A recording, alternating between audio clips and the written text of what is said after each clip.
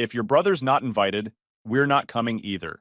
That's what my parents said about my sister's wedding after 20 years of defending him while he bullied us all. And now they've lost all the kids they ignored for him. What's up, Reddit? I was the family punching bag while my brother got treated like a king for doing nothing. I finally broke free, built my own life, and thought I was done with all that drama. But turns out my family had other plans. Let me take you back to where it all started. I, Travis, grew up in a small town in Indiana with my older brother Matt, my younger sister Natalia, and our parents. Matt was 2 years older than me, and right from the start, it was pretty obvious he was the favorite. It all started because he was good at football. Not just school team good, people in town actually thought he might get a college scholarship. Coaches praised him, neighbors talked about him, and my parents ate it up. Every time he scored a touchdown, my mom acted like she was the one out there running plays. My dad called him our ticket to the big time. Meanwhile, I was just there. Don't get me wrong, I wasn't some loner kid. I had friends, did okay in school, played video games, normal stuff. But compared to Matt, it was like I was invisible. He was loud, confident, center of attention. I was quieter, more into drawing and music, not really into sports. That alone was enough for Matt to start picking on me early. He'd take my stuff without asking, tell me I was too soft, make fun of my clothes or hair in front of his friends. If I got mad, he'd laugh like I was the crazy one. My parents always had the same reaction. Boys will be boys. One of my earliest memories of Matt being a jerk was my 10th birthday party. I had a few friends over. We were in the backyard eating cake, and Matt dumped a bucket of cold water on me in front of everyone. Ruined my cake, my gifts got wet, kids laughed awkwardly, and Matt stood there grinning like he just won the Super Bowl. I ran inside crying. My mom said I was overreacting, and my dad told me to lighten up. Matt didn't even get in trouble. That was the pattern for pretty much my whole childhood. Matt could do whatever he wanted. If he broke something, it was an accident. If he insulted me, it was a joke. If I ever snapped back, I was the problem. By the time I hit middle school, I started noticing how other people saw it too. Teachers would ask why Matt was so mean to me sometimes. One neighbor told my mom Matt shouldn't pick on me so much. She laughed it off like it was nothing. Matt got worse as he got older. It wasn't just teasing anymore. One time, he told my crush I still slept with a nightlight. Not true, by the way. And she stopped talking to me for weeks. Natalia was little back then, so she didn't get involved much. She was 4 years younger than me, and Matt mostly ignored her. Sometimes she'd tell him to leave me alone, but she didn't have any power in the house either. The golden boy treatment hit its peak when Matt started high school football.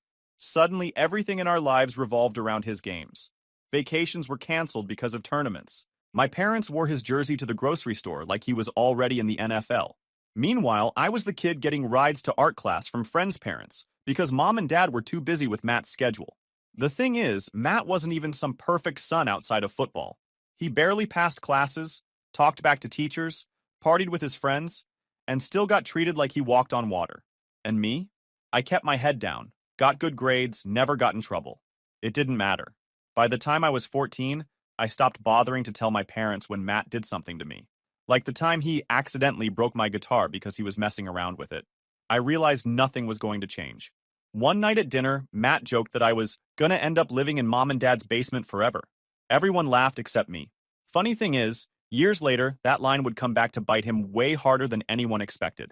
But back then, I just sat there eating my food, counting down the years until I could leave. By the time I hit high school, I'd already learned the rules. Matt did whatever he wanted, mom and dad defended him, and I stayed in the background. But high school made it worse because now Matt had a car, a bigger friend group, and more ways to make my life miserable. One of the first things he did freshman year was take my bike. He said he needed it because his car wasn't starting, which was a lie. He rode it to a friend's house, left it outside overnight, and it got stolen. When I told mom and dad, they just said, well, you should have locked it up better. Like I was the one who left it there. I had saved all summer mowing lawns to buy that bike. Then there was my first date. I was 16. This girl named Kayla from my math class. We went to the movies. Everything was fine until Matt showed up with his friends halfway through. He spotted us in the lobby and started yelling, "Hey Travis, don't get nervous now, man. Don't cry if she holds your hand." Everyone laughed. Kayla was so embarrassed she barely talked to me the rest of the night. When I told mom about it later, she said, "He's just teasing. He doesn't mean anything by it." I started realizing Matt could burn the house down, and they'd probably blame the wind. The big turning point came Matt's junior year of high school when he was 17 and I was 15. Up until then, football had been the entire center of gravity in our house. Matt was the star, the future college athlete, the one everyone thought was going to make it big. Then, one fall afternoon, after some fight with his coach about playing time, Matt thought he deserved to be the starting quarterback. Even though the other guy was better, he quit the team mid-season, just walked out. Told everyone he was focusing on his future. What future? He spent the rest of junior year and all of senior year basically living in the basement, sleeping till noon, staying up all night playing Fortnite, hanging out with his friends. My parents kept telling people he was taking a break before college scouts came calling. Nobody called. Meanwhile, I was actually doing fine in school. Sophomore year, I joined the music club, got a part-time job at a pizza place, and tried to stay out of trouble while Matt drifted around acting like the world owed him something. But Matt wouldn't leave me alone. He started messing with my stuff on purpose. He'd go into my room when I wasn't home, take things, hide them, sometimes break them. The worst was the guitar. I'd saved up for a year to buy it. Came home one day, found it in 2 pieces. Matt said he bumped it off the stand. Mom told me I should have put it somewhere safer. I lost it that time. First and only time I actually shoved him. He shoved me back. We started yelling. Things got heated. Dad came in, broke it up, and guess who got grounded? Me. Because Matt told them I started it. He even threw in some fake tears saying I was always mad at him for no reason. I remember standing there thinking, he could literally rob a bank, and they'd blame me for not stopping him. I started working more hours at the pizza place. Partly because I wanted money, partly because it gave me an excuse not to be home. My boss was this guy named Joe, ex-military. He liked me because I worked hard. Sometimes I'd stay late just to avoid dinner with my family. At home, everything revolved around Matt, even though he wasn't doing anything. My parents still acted like any day now. Colleges would line up to recruit him. Reality was, he barely graduated. His GPA was trash. No sports teams wanted him, and he had no plan. The night of his graduation party was when things really exploded. Mom and Dad threw this huge backyard party, invited half the neighborhood.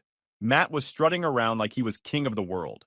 Someone asked him about college, and he said he was keeping his options open, like he was in high demand or something. Later that night, I heard him telling people I was probably going to be stuck living at home forever. That was rich coming from the guy who had no job, no college plans, and no clue what he was doing. I didn't say anything then, but I remember thinking, one day this whole Golden Boy thing is going to blow up in their faces. And it did. I moved out the same week I graduated high school, packed up my stuff, drove 3 hours to Purdue for college, and didn't look back.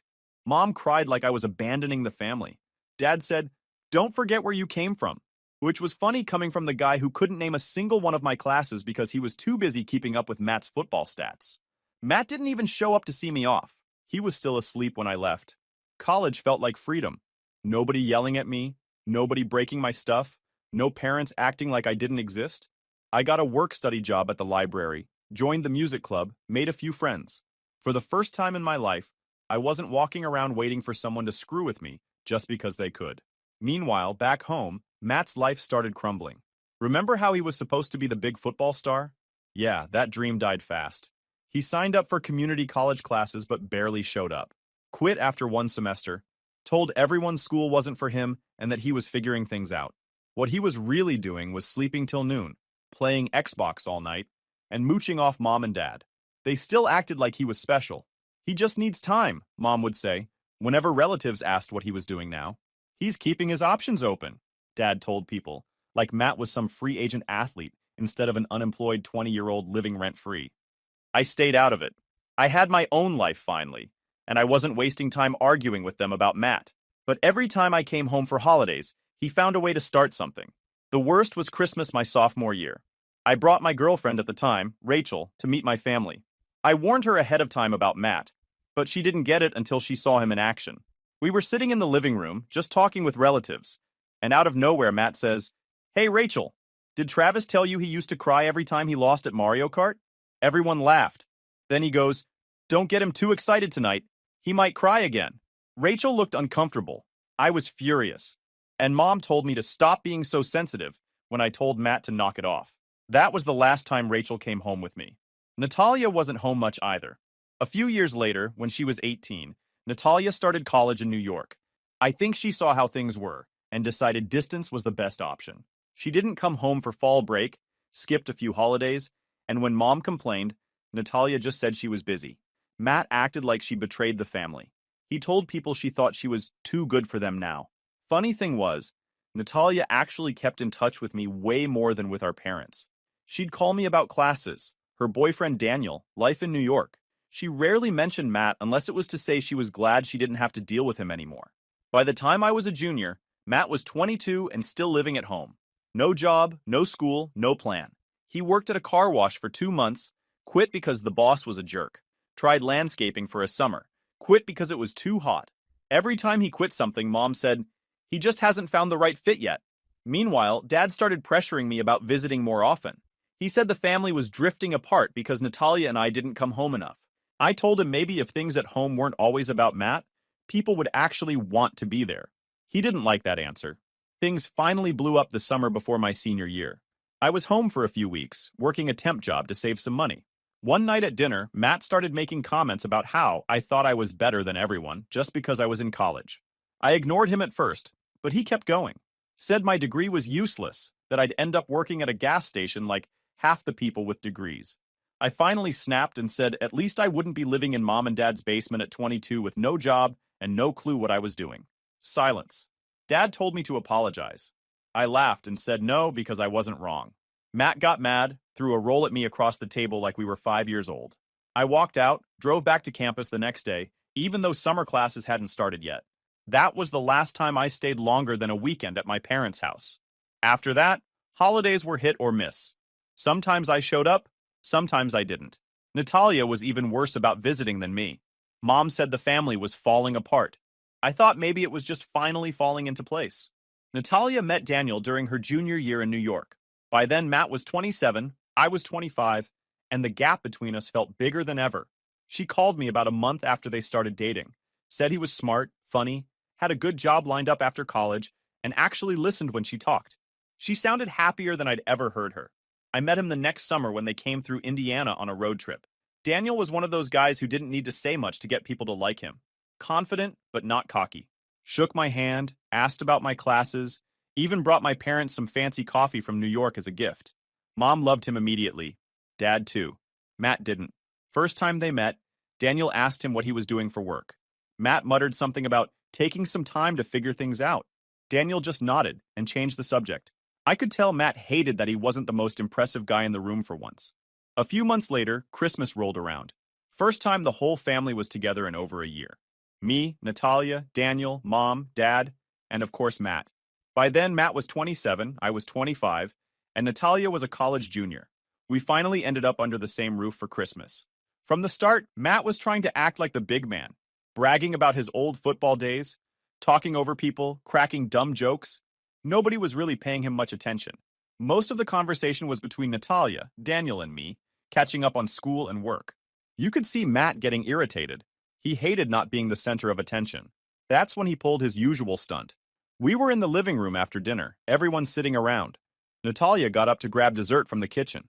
Matt followed her in, and a minute later, he came out holding this big bowl of water, grinning like he was about to dump it on her as she came back through the door. Before he could move, Daniel stepped right in front of him. Calm voice, steady look. "Put it back," he said. Matt laughed like it was a joke. "It's just for fun." Daniel didn't move. I said, "Put it back." Matt froze for a second, probably realizing Daniel wasn't like me or Natalia. He wasn't going to shrug it off. He wasn't scared of him either. Daniel leaned a little closer. "You throw that, and you and I are going to have a problem." Matt stared at him, then slowly set the bowl on the counter and walked off like nothing happened.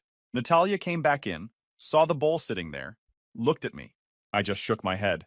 Mom, of course, tried to smooth it over. "Matt was only joking," she said. Daniel didn't even look at her. Doesn't seem funny to me. After that, the mood shifted. Matt stayed quiet the rest of the night. Natalia and Daniel left early, said they were tired. The next day, Mom called me, said Daniel overreacted, and Matt was just being playful. I told her maybe if she'd ever told Matt to knock it off when we were kids, he wouldn't still be acting like a 12-year-old at 27. She didn't like that. Over the next year, Natalia visited home less and less. Sometimes she skipped holidays completely. Mom complained nonstop, said she was too busy with her new boyfriend to care about family. Truth was, she just didn't want to deal with Matt or the drama anymore. When Natalia called me, she didn't hide it. I can't stand being around them, she said once. It's like everything has to revolve around Matt. Always has, always will. I told her I understood. I was only going back for short visits myself by then. A year later, Natalia called and said Daniel proposed. She sounded excited but nervous. What's wrong? I asked. She hesitated. I don't want Matt at the wedding. I wasn't surprised. After Christmas, after years of him being the way he was, it made sense. What about Mom and Dad? I asked. I'll invite them, she said. But if they make it about Matt, they can stay home too. When she told them the plan, it went exactly how we expected. Mom said she was being unfair. Dad said it was a family event, and Matt should be there. Natalia told them straight, he's not invited. End of story. They argued for weeks, called her selfish, said she was trying to split the family. Natalia didn't budge. Then rumors started that Matt might show up anyway. One of his friends told someone at the gym that Matt was gonna crash the wedding because nobody tells him where he can't go. Natalia wasn't scared, but she wasn't taking chances either. Daniel had 2 college buddies who were cops. They offered to keep an eye on things. That's when I decided to visit Mom and Dad before the wedding. I was done staying quiet. Years of favoritism, excuses, and defending Matt had built up, and this time they weren't going to talk their way out of it. I drove back home 2 weeks before the wedding because I knew things were getting out of control. Mom had been blowing up my phone about how Natalia was tearing the family apart. Dad left me a voicemail saying the wedding was a disgrace without Matt there. When I walked into the house, Mom started right in. She can't seriously expect us to come if Matt's not invited, she said. I told her that was exactly what Natalia expected. She's your sister, Mom said. You should be talking some sense into her. No, I said. She doesn't want him there, and she has every right after everything he's done. The mom frowned like I'd just spoken another language. That night at dinner, Dad joined in. Your mother's upset. Natalia should reconsider. I set my fork down. Why? So Matt can ruin her wedding like he ruins every holiday? Dad leaned back. He's her brother. Yeah, I said. And he's spent 23 years treating her and me like garbage while you two looked the other way. Mom told me to watch my tone. I told them they should have watched Matt's behavior 10 years ago. Then I asked them something that shut the whole table up. What exactly has Matt done with his life? I said. He's 23, no job, no school, lives here rent-free, and you still treat him like he's the second coming. Dad said Matt just needs time. He's had time, I said. All of it handed to him while you blamed everyone else for his screw-ups. And now you expect Natalia to risk her wedding day, turning into another one of his disasters? Not happening. Mom's face went red. Dad told me I was being disrespectful. No, I said. What's disrespectful is you acting like he deserves everything, and she owes him a place at her wedding after the way he's treated her. Nobody spoke for a minute after that. The next day, Mom called Natalia trying one last time to change her mind. Natalia didn't budge. If you bring him, she said, don't come at all. That set Mom off. She accused Natalia of humiliating the family. Natalia told her she was done arguing and hung up. Meanwhile, Matt was telling anyone who would listen that he was going to show up anyway. Natalia heard from one of his friends that he planned to bring a couple guys with him. Said he wasn't going to let his own sister ban him like some stranger. When I told Natalia, she didn't even sound surprised. Daniel's friends will handle it, she said. I'm not letting him ruin this. 2 days later, I was at Mom and Dad's again. This time just to be clear about where I stood. You know if he crashes it, they're calling the cops, right? I said. Mom glared at me. He wouldn't do that. He would, I said. Because you've let him think he can do whatever he wants his whole life. Dad crossed his arms. You think you're better than him because you went to college? No, I said. I think I'm better than him because I don't make other people's lives miserable for fun. That's when Dad said something I'll never forget. If your sister keeps this up, we might not go either. I laughed. Then don't. Mom's mouth dropped open. Go ahead, I said. Stay home. Watch Matt sit in this house for the next 30 years while you keep pretending he's your little star. Nobody's going to miss you at the wedding if you can't respect Natalia's decision. Dad told me to leave. I said fine, but before I walked out, I turned back. You know what the saddest part is? I said. Natalia's marrying a guy who treats her better than her own family ever has. Neither of them said a word. On the way out, I saw Matt in the driveway, leaning against his car. He smirked at me. Big wedding coming up, he said. Maybe I'll make a speech. I stopped. You show up and you'll be leaving with a police escort. Try it if you want. His smile faded just a little. The day before the wedding, Mom texted me saying they still hadn't decided if they were coming. I told her to let me know so I could warn Natalia either way. She didn't respond. That night, Natalia called me. If they show up with him, they're out, Daniel already told the venue staff. You think they will? I asked. She paused. Honestly, I wouldn't put it past them. The wedding was on a Saturday afternoon at this outdoor venue about an hour from our hometown. Natalia and Daniel had kept everything small on purpose. Close friends, a few relatives, no drama if they could help it. But after the past month, nobody was sure how the day was going to go. I got there early because Natalia wanted me to keep her updated if anything happened with Mom, Dad, or Matt. Daniel's two college buddies, both cops, were there too, dressed like regular guests but keeping an eye on the entrance. By noon, guests were starting to arrive. No sign of my parents or Matt. At 1 o'clock, Natalia came out from the bridal suite looking stressed. Mom texted me, she said. She's saying they might be running late. Just her and Dad? I asked. She shook her head. She didn't say. Daniel walked over, calm as always. We've got people at the entrance. If he shows up, they won't even get past the parking lot. Natalia nodded but didn't look convinced. Half an hour before the ceremony, Mom finally texted me. We're not coming, not without your brother. I showed Natalia. She didn't even blink. Okay, she said. Then Grandpa's walking me down the aisle instead. And that was it. No tears, no second guessing. She was done with them. The ceremony started right on time. Grandpa walked Natalia down the aisle while Mom and Dad were probably sitting at home with Matt, pretending they were the victims. The whole thing was perfect. Natalia looked happy. Daniel couldn't stop smiling. And everyone there was actually celebrating instead of dealing with constant drama for once. But it didn't stay quiet for long. Right after the ceremony ended, while people were heading toward the reception tent, one of Daniel's friends came over. Heads up, he said. Matt's car just pulled in. Natalia heard him. You've got to be kidding me, she said. Daniel put his arm around her. Go enjoy your reception. We'll handle it. I followed the cop over to the parking lot. Matt was climbing out of his car with two of his buddies.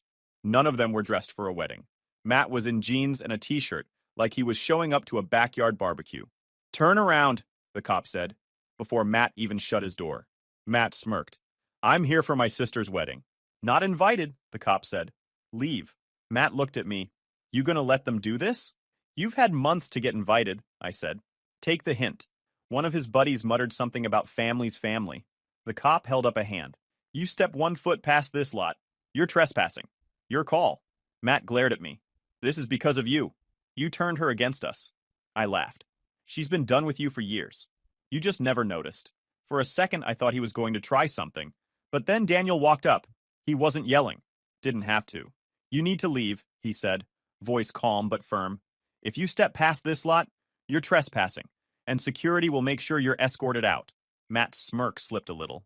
He looked at his buddies, probably realizing neither of them wanted to spend the night in jail over his tantrum. This isn't over, he muttered, getting back in his car. Yeah, I said. It is. They drove off. Back at the reception, nobody even mentioned it to Natalia. She danced, laughed, took pictures, acted like nothing had happened. Daniel kept an eye on things, but Matt didn't come back. Later that night, when things were winding down, Mom finally texted Natalia again. We can't believe you embarrassed the family like this. Natalia didn't even reply. She handed me the phone and said, You deal with them. I texted back, She didn't embarrass anyone. You did, by siding with Matt over her for 20 years. Don't contact her again tonight. Mom didn't respond. After the wedding ended, a few of us stayed behind to help clean up. Natalia hugged me before leaving. Thanks for having my back, she said. Always, I told her. On the drive home, I kept waiting for my phone to blow up with calls from Mom or Dad. Nothing came through until the next morning. Dad's voicemail was furious. Said I'd turned my sister against the family and disrespected him and Mom. I deleted it without calling back. Because here's the thing.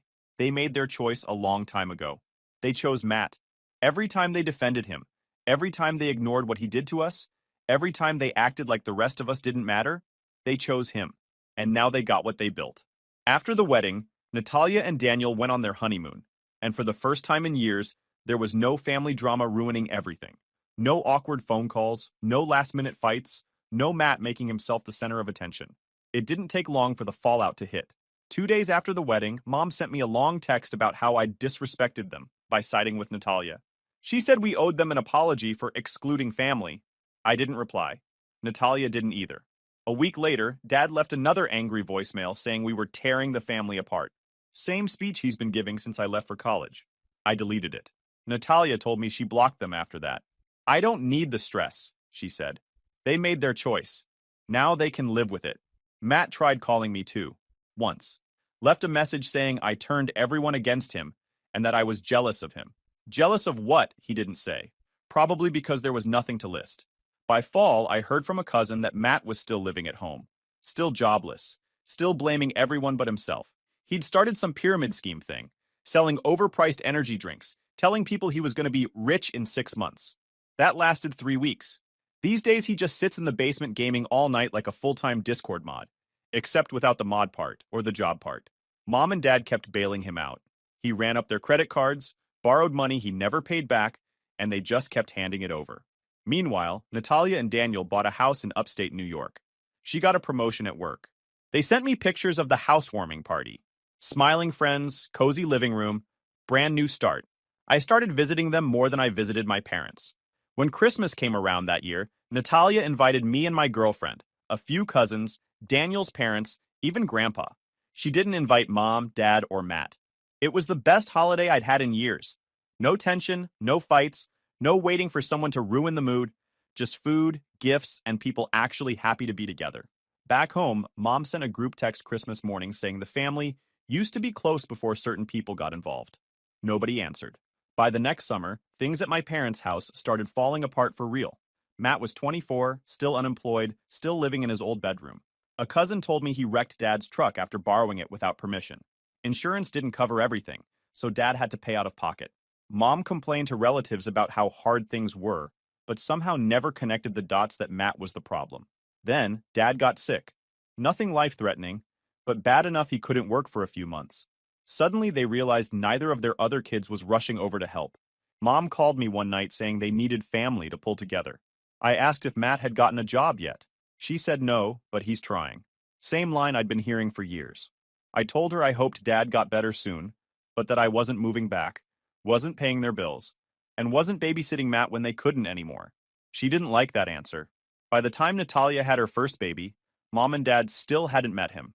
She said they could visit if they apologized for the wedding and admitted they were wrong about Matt. They refused. Said they wouldn't be blackmailed. So they stayed home while Daniel's parents got to be the only grandparents around. Matt? Last I heard, he was working part-time at a tire shop, still living at home, still blaming everyone else for his problems.